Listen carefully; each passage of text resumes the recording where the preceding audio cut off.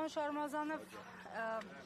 ինչպես եւ ենթադրելի է, առաջին հարցս հետընտրական Հայաստանի մասին է։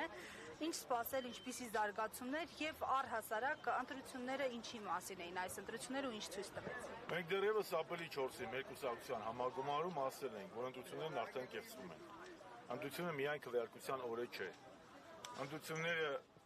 ամբողջ ընտրական կամպանիան եւ նախորդող եւ ընտրական կամպանիայի ժամանակ իշխող ուժը կիրառել է անհամաչափ,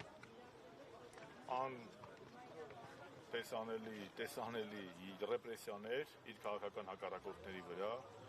եղել է ադմինիստրատիվ վարչական ռեսուրսի կոպիտ կիրառում, դա ոչ միայն մենք ենք ընդգծել, դա ընդգծել են նաև նույնիսկ եվրոպացի ԵԱԿ դիտորդները, եղել է անհամաչափ աջակցություն Նիկոլ Փաշինյանի քաղաքականությանը արևմուտքի կողմից, արտաքին աջակցություն եւ կալանավորումներ, արդեն մինչև դատական որոշումները հանձնարարականներ դատական իշխանությանը եւ բնականաբար եղել է այն, ինչ որ սպասելի էր լինել,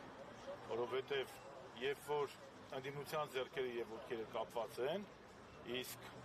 իշխանությունը ինչ ուզում անում է, ես կասեի, այս տվյալներն բավականին մեծ են, որ Նիկոլը չունի համադրական մեծամասնություն, Նիկոլը չունի սպային 3-5 օր, եթե բարգավաճնացնում է, եւ մի բան ասեմ, ես իմ ֆեյսբուքյան գրառման մեջ եմ ասել, որ նույնիսկ այս անասելի ռեպրեսիաների, այս անասելի վարչական ռեսուրսի օգտագործման, այս արտաքին աջակցության պայմաններում հայ ժողովրդի ընտրության մասնակցած մեծամասնությունը 50+%-ը ոչ է ասել Նիկոլ Փաշինյանին։ Հիմա իրանք իշկամա ծափ տան, գոռան, իրանք չէին ասում, որ համադրական մեծամասնություն են հավաքել, հավաքեցին։ Ժողովուրդը ոչ թե այո ասել, այլ ոչ ասել Նիկոլի Հայաստանի ադրբեջանացման քաղաքականությանը։ Մնացածը արդեն կտեսնենք ընդդիմադիր ուժերը, նրանք ովքեր որ մասնակցել են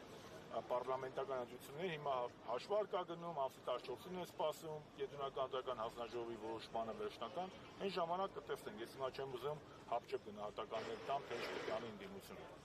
Իսկ առհասարակ հայր այդ հարցը դրված է արդեն հանրային շրջանակներն են քննարկում վերցնել թե չվերցնել մանդատները։ Ձեր տեսլականը որն է որպես քաղաքական գործիչ, փորձառու քաղաքական գործիչ։ Ես չեմ ուզում հիմա իմ կարծիքը արտահայտեմ, որպեսզի որևէ ճնշում չդիտարկվի էլի այս կամ այն ընդդիմադիր ուժի վրա։ Ես կարծում եմ, որ մանդատ վերցնելը չի խանգարելու փողոցային պայքարին։ Ասիկը եթե Նիկոլին ուզում են փողոցով հեռացնեն, փողոցային պայքար անեն, մանդատն է խանգարում։ Ինչպես ասել եմ 21 թվականի ընտրություններից, որ մանդատ վերցնելը ճիշտ է, խորհրդանական ընդդիմություն ունենալը ճիշտ է, հենց էլ հիմա եմ ասում։ Խորհրդանական ընդդիմություն լինել չի նշանակում պայքարից հրաժարվել կամ փողոցային պայքարից հրաժարվել։ Օրինակ, եթե բացատրեն, որ մանդատները չեն վերցնում, Նիկոլը գնում է, հարց չկա։ Մենք այսօր պատրաստ ենք փողոցային պայքարի, մենք միշտ պատրաստ ենք եղել։ Մենք մեր սեփական օրինակով հանրապետականը ցույց է տվել, որ ուղղակի չի առաջադրվել, չի մասնակցել ընտրություններին, որպեսզի չջլատի ընդդիմադիր դաշտը։ Որպեսզի նախկին ներկա այդ շինծուբանը ավելի չակտիվանա։ Մենք դրա մասին խոսել ենք։ Հիմա գնդակը Կենտրոնական ընտրականի դաշտում մեկ էլ ընդդիմադիր ուժերի մարդիկ քննարկում են, կքննարկենք, ասեն, պետք չի տես մեծ պրեսինգի ենթարկել այդ ուժերին։ Թող իրանք հանգիստ մտածեն այդ մարդիկ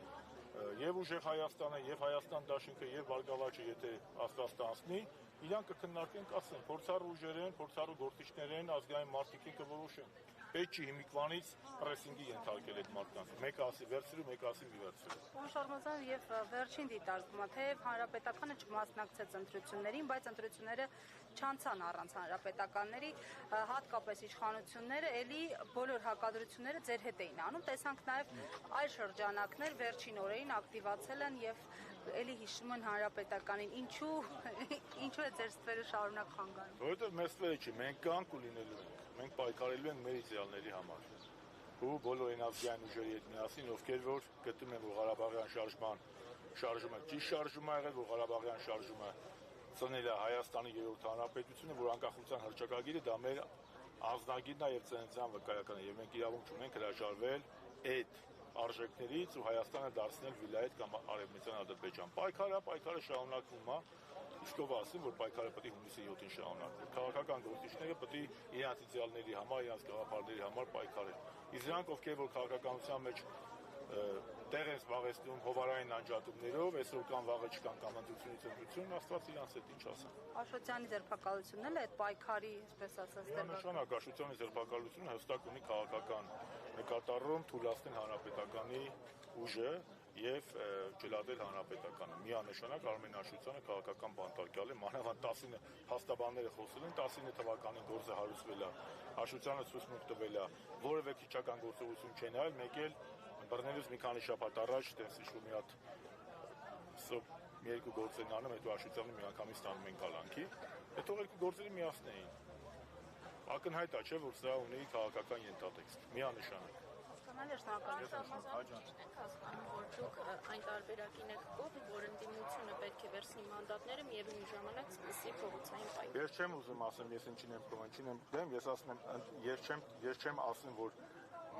փողոցային պայքար եւ ճնշում կարելի է գործադրել իշխանության վրա, միայն արտախորհրդարանական կարգավիճակով կամ մանդատներից հրաժարվելով։ Ես ասում եմ, մանդատը պայքարի վնաս չէ։ Ընդդիմության մանդատը Նիկոլի դեմ պայքարին վնաս չէ, սա է այն կարծիքը, բացի իրենք պետք է որոշեն։ Ես եւի կողմնակից եմ, ոչ թե կամ։ Շնորհակալություն։